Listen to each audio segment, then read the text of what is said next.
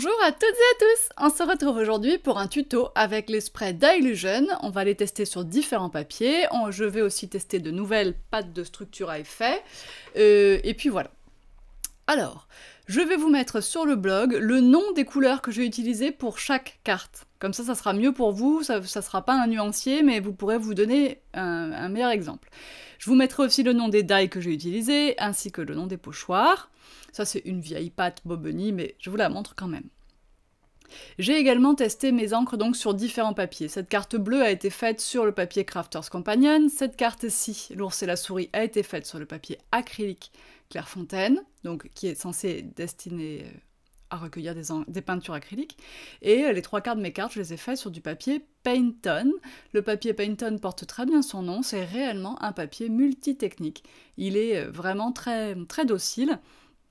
Alors il gondole un tout petit peu, mais vraiment pas beaucoup, et la diffusion des encres est très appréciable. Par rapport au Crafters Companion par exemple, je préfère beaucoup le Painton pour ça. Je pense que le Crafters réagit à peu près pareil que le Maya pour ce genre de technique que je n'ai pas testé aujourd'hui.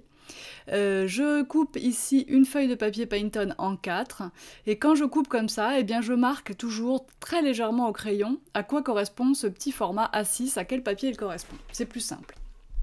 Très légèrement pour pouvoir le gommer sans qu'il y ait de traces.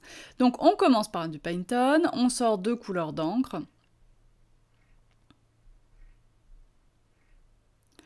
Alors j'ai pris un petit assortiment évidemment pour moi, pour en tester plusieurs. Ah là j'en sors 3. Bon. Pour les cartes que je vous ai montrées précédemment, il y en avait soit une, soit deux, là j'en prends 3. Donc il y a je vous mettrai les noms parce que je vais dire des bêtises. En tout cas il y a ce brun là. Et on va voir un petit peu que ces encres sont extrêmement couvrantes. Pendant que je déballe, je vous parlais du papier. Donc le Painton, il est très bien pour ça, mais vraiment le papier acrylique, par contre, est nettement supérieur. Il est aussi plus cher. Donc acrylique, c'est bien son nom. Ici, vous voyez à quel point les encres se mélangent les unes dans les autres. C'est très très joli, j'aime beaucoup. Une fois que c'est pchité dans la boîte, pour éviter d'en mettre partout dans le bureau, eh bien je sèche. Alors là, je me suis mis directement sur le sopalin, mais souvent je me mets plutôt directement sur la plaque de verre, parce que comme ça, au fur et à mesure que la feuille sèche, elle se raplatit. Parce qu'elle glisse sur la plaque et elle se raplatit, alors que là, sur le sopalin, elle a du mal à s'aplatir, en fait, elle est bloquée sur les côtés. Par contre, les petites gouttes, elles sont absorbées directement, ça c'est pratique. Voilà, je me mets comme ça, vous voyez tout de suite, hop, ça va beaucoup plus vite. Et quand le papier est plat, c'est qu'il est globalement sec, en tout cas en surface. Alors quand vous allez faire vos mélanges, vous allez avoir différents essais, vous allez avoir différents résultats qui vont plus ou moins vous plaire.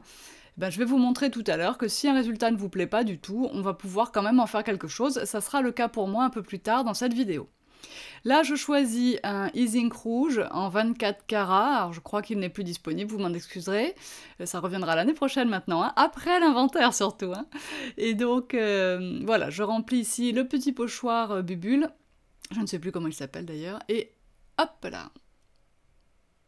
On a un ton sur ton, des paillettes irisées, voilà, c'est joli. Et ce qu'il me reste, eh bien surtout, je ne le gaspille pas. Je prends une petite chute de papier et hop, j'essuie mon couteau sur une petite chute de papier comme ça. Et vous verrez qu'un petit peu plus tard, je viendrai faire des étoiles dans ce morceau de papier pailleté rouge. Là, j'avais un petit morceau qui me restait de papier doré de quand j'ai fait mes flocons dorés des cartes précédentes que vous avez vues sur les réseaux sociaux. Je vous les remettrai, les cartes précédentes, dans l'article du blog qui correspond à cette vidéo. Ça sera un article un petit peu plus long que d'habitude, du coup, avec pas mal de références et de couleurs, de noms de couleurs. Donc ici, je coupe le petit bout qui dépasse de chaque côté. C'était plus simple de faire comme ça que de mesurer. Et je colle tout simplement mon petit nounours. Donc vous savez que tous mes coloriages ont été faits au feutre à alcool précédemment. Un dimanche et un lundi après-midi, j'ai fait ça avec ma fille devant les films de Noël. Des jours où mon dos ne me permettait pas beaucoup de bouger. Du coup, là, c'est juste une carte de bonne année où l'ours regarde vers les étoiles et se dit que voilà, ça va aller mieux bientôt. Et voilà. Alors là, c'est un papier pailleté autocollant, donc c'est encore plus facile. Hop là, on enlève la petite pellicule protectrice et c'est parti. On appuie bien pour que la colle de ce papier adhère bien à notre fond de carte et qu'on n'ait pas un flocon qui se décolle. Donc ces flocons sont juste magnifiques. Ce sont des flocons d'INC qui sont dans la boutique depuis pas très très longtemps. Et vraiment, ils sont d'une finesse incroyable. Ils se découpent pourtant très bien, donc ça veut dire qu'ils sont très bien fabriqués, de très bonne conception. Ils sont vraiment très très beaux. Moi j'avais de très beaux flocons MFT qui n'existent plus aujourd'hui, mais du coup je ne les ai pas sortis cette année, j'ai travaillé avec ceux-là.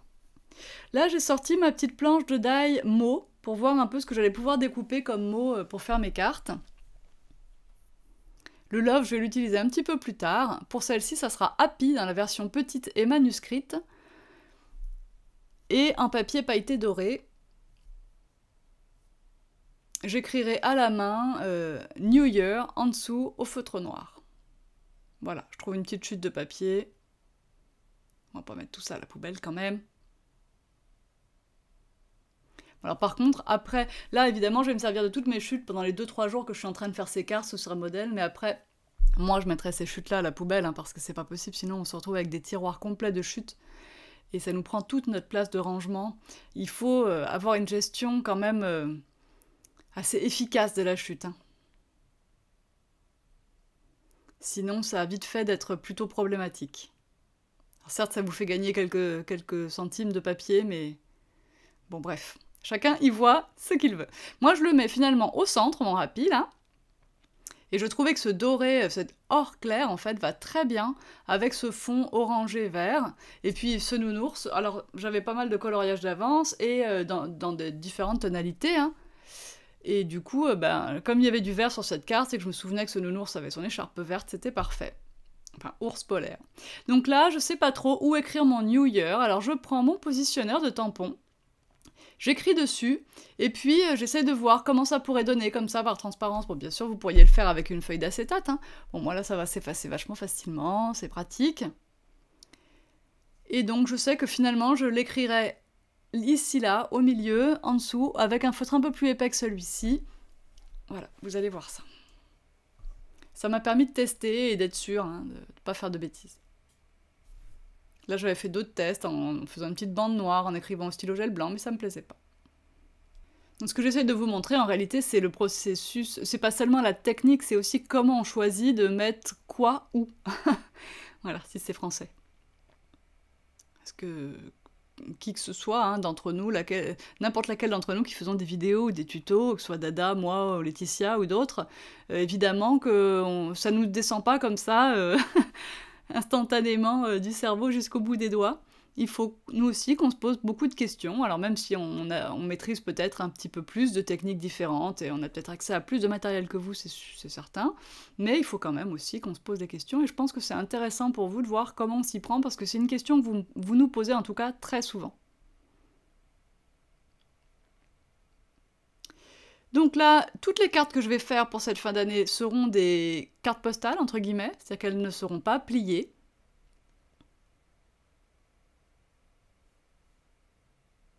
Et je monterai toutes mes cartes sur du papier noir. Donc en réalité, quand on fait des cartes en série comme ça nous fait gagner énormément de temps, hein, mais l'idéal, c'est aussi de faire exactement comme je fais là, c'est de choisir une technique. C'est-à-dire que là, toutes mes cartes sont faites de la même façon, fond au spray, travail au pochoir, avant le spray ou après le spray, avec 2-3 pattes différentes, décor avec des flocons, donc dans différents papiers pailletés ou métallisés, et basta. Hein. Je choisis pas plein de techniques pour plein de cartes, sinon j'ai pas le temps de les faire en fait. Alors ici, dans une carte que je vous ai mis en photo sur le blog, j'ai utilisé cette superbe pâte que je vais rentrer du coup en stock dans la boutique. Une pâte de la marque Prima dans la gamme Finaber. Je me souviens déjà plus de son nom, mais vous voyez qu'elle imite la glace et parfaitement. Donc là, moi, je vais pas lui laisser le temps de sécher suffisamment. Donc la couleur va passer un peu en dessous et ça va me faire un fond un peu diffus, mais ça sera quand même très joli. Vous verrez dans une photo sur le blog que j'ai utilisé après avoir fait les sprays et que ça donne aussi une finition magnifique. Donc cette pâte, voilà. Moi, je la valide. Elle est chère, mais je la valide. Là, je vais sécher un petit peu avec mon heat gun, mais évidemment, ça ne va pas sécher suffisamment. Hein. C'est pour vous dire qu'en tout cas, on peut le faire, mais l'idéal, et même pour la planète, c'est de laisser ça sécher tranquillement sur le côté. D'ailleurs, c'est ce que je fais quand je fais pas de vidéo, et comme ça, vous faites autre chose entre-temps. Alors, j'estime que c'est juste assez sec pour pouvoir pchiter. Je choisis 2 couleurs, là encore, je vous mettrai ça sur le site. J'ai gardé ça bien rangé sur mon bureau pour pouvoir tout noter. Donc là, vous voyez un chocolat, et c'est Desert Island, il me semble, à droite. C'est très très beau. Alors, vous voyez, si ma pâte avait suffisamment séché, ça aurait pu rester comme ça et être magnifique. Bon, ma pâte n'était pas assez sèche, donc vous allez voir progressivement la couleur rentrer sous le flocon, mais ça sera quand même très joli. Voilà, j'essuie, vous voyez ici avec un sopalin les gougouttes, ça n'est pas obligatoire. Vraiment, ces sprays sont très très beaux. Hein. Les couleurs, les pigments, la forme de diffusion aussi, la forme du spray, très pratique. Hein, vraiment, j'aime beaucoup. Alors, il y a une carte que j'ai pas filmée, où comme j'avais encore des zones blanches, eh bien j'ai tout simplement pris mon pinceau aquarelle qui était sur mon bureau, la sortie, et j'ai tout rempli avec les gouttes justement qui restaient, hein, au lieu de les laisser tomber sur le côté. Et voilà, comme ça j'avais un fond uni, enfin pas uni, mais totalement coloré, sans blanc et sans gaspiller trop d'encre, vraiment super. Et pas d'auréole, rien du tout, sur du papier Pantone, bien sûr. Donc là, je sèche avec mon pistolet chauffant, encore. Et puis comme mon fond me plaît, qui est déjà fini, et bien voilà, maintenant on passe au choix du tampon. Alors là, beaucoup auraient été, hein, les petits rennes, les 2 petits, celui qui est dans la cheminée, celui qui est dans le tas de neige, évidemment, ils auraient tous été. J'ai finalement choisi de mettre l'ours avec la souris rouge. J'ai trouvé que le rouge allait très bien avec ce fond brun chaud.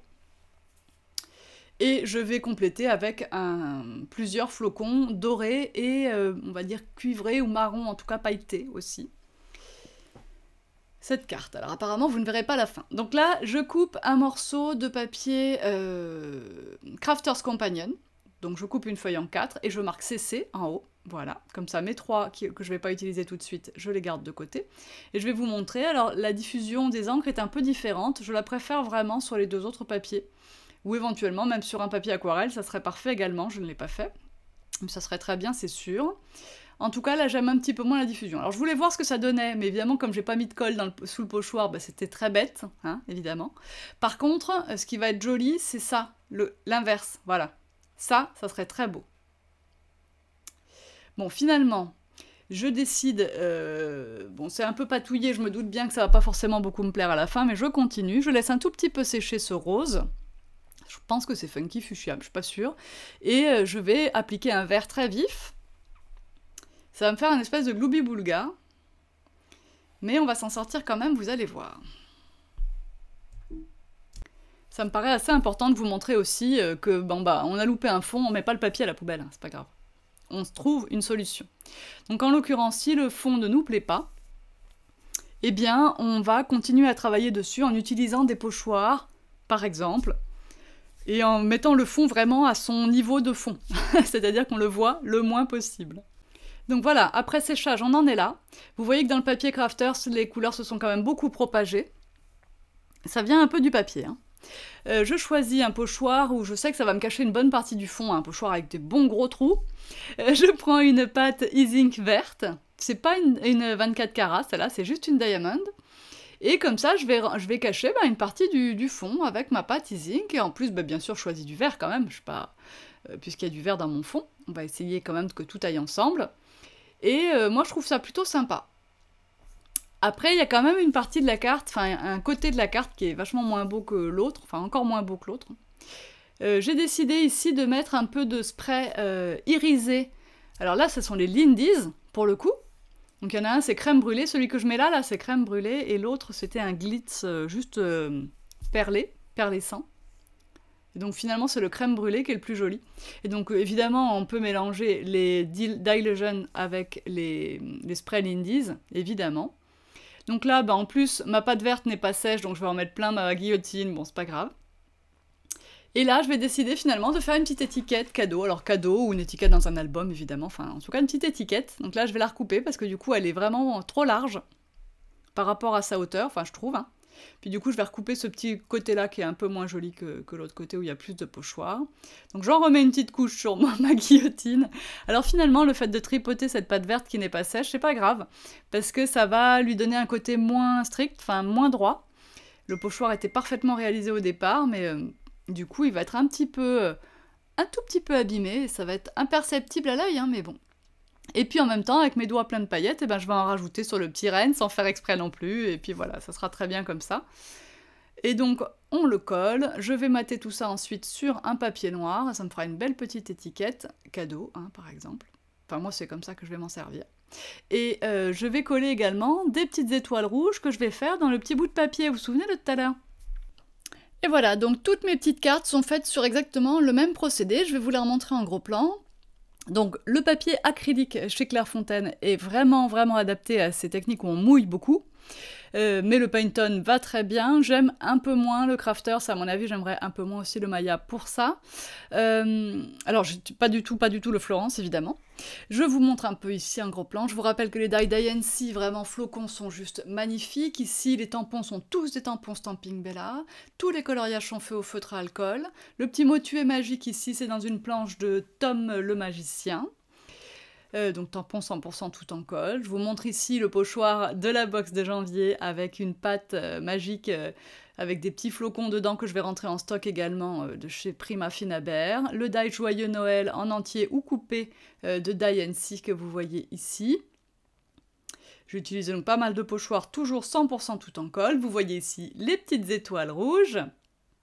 La première carte qu'on a fait ensemble. Et on va revoir la carte où j'ai rajouté le mot love, que vous n'avez pas vu tout à l'heure, pendant le montage. J'espère que tout ça, ça vous plaît. Je vous invite vraiment à aller sur le blog pour avoir les descriptions, les noms des produits, les liens vers les produits, mais surtout les noms des couleurs, parce que ça aussi souvent vous nous le demandez. Et moi, je vais vous souhaiter un très bon Noël et de bonnes fêtes de fin d'année. À bientôt, bye bye!